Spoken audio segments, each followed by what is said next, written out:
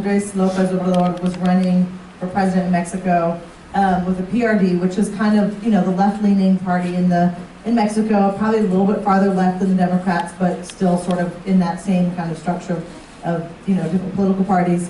The ECLN very clearly made a statement that they did not think that change came through change in the electoral arena. So they didn't support Lopez Obrador.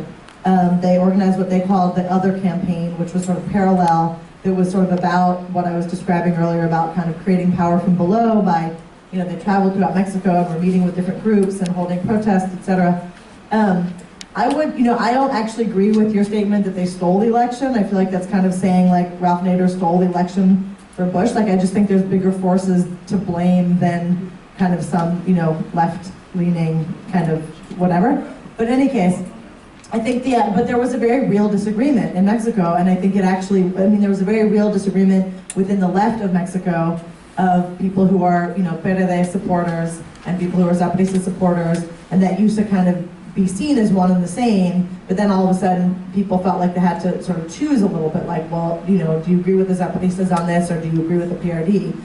I personally feel like there's many different paths to power. I don't think it's worth rejecting sort of a path to electoral power or state power out of hand. I think it depends a lot on the context.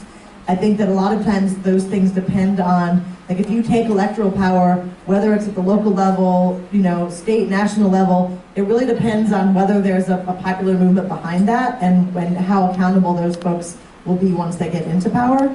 And I think a lot of the kind of, the new left organizing has criticized of that is even if you get, you take state power, it doesn't necessarily mean that you achieve your goals. So, I think that the question about intersectionality is an important one. I feel like I don't know enough about the different movements that were talked about today to kind of speculate about them, the intersectionality specifically.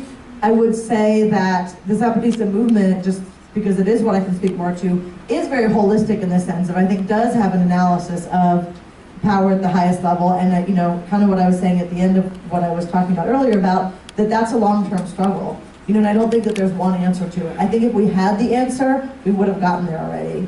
And so I wish I did. It's like a $60 million question, like the answer of how do you kind of change power at the highest level throughout society, really take on the ruling class.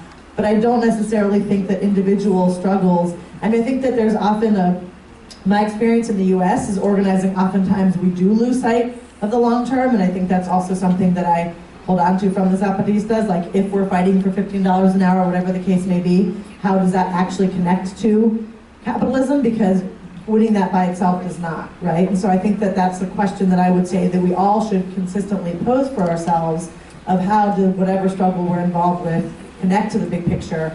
But, like I said, I think if there was a super easy answer, we would have figured it out by now. I'm sorry about that.